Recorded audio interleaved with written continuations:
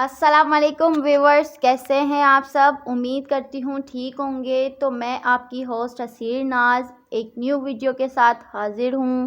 Video پسند آئے تو لائک، شیئر اینڈ سبسکرائب ضرور کر لیجیے گا۔ آج کا ہمارا ٹاپک ہے طلاق کے اسباب اور ان کا حل کیا ہے۔ جن قوموں میں مذہبی لحاظ سے طلاق دینا جائز ہے، وہ بھی اسے نہایت برا اور اکثر ناقابل برداشت سمجھتی ہیں۔ نظریاتی انقلاب نے سوچ و فکر کے انداز بدل ڈالے ہیں اور طلاقوں کی تعداد میں ہر سال اضافہ ہو رہا ہے۔ کئی گھروں میں اس خطرناک مسئلے کا سامنا ہے۔ یاد رہے کہ جب کبھی بھی دونوں میں اعتماد اور بھروسے کی بنیادیں ہلتی ہیں تو اس خوبصورت رشتے کی جڑیں کمزور پڑ جاتی ہیں، اور تب ہی یہ رشتہ ٹوٹتا ہے اور ٹوٹ کر بکھر جاتا ہے۔ معاشرے میں عدم و برداشت بھی علیحدگی اور طلاق کا سبب بنتی جا رہی ہے۔ اس رشتے میں کمزوری آنے کے دیگر اسباب درج ذیل ہیں۔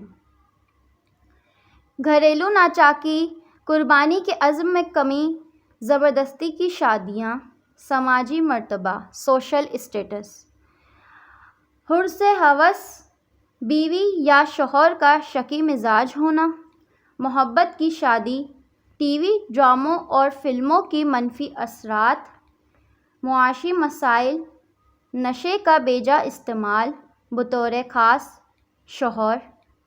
یہ بھی یاد رہے کہ اس امر کا سبب بننے میں میاں بیوی کے معاملات میں خاندان کے دیگر افراد کا بے جا مداخلت کرنا اور تیسرے فرد کی باتوں کو بغیر سوچے سمجھے مان لینا اور بغیر کسی تصدیق کے تیسرے شخص کی باتوں پر یقین کر کے اپنے خاندان کی تباہی کا خود سبب بننا ہے۔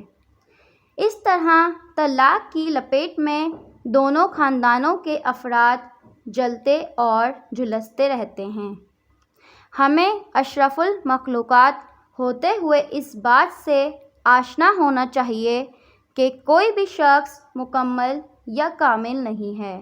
ہر انسان میں بہت ساری خوبیاں اور بہت ساری خامیاں ہوتی ہیں۔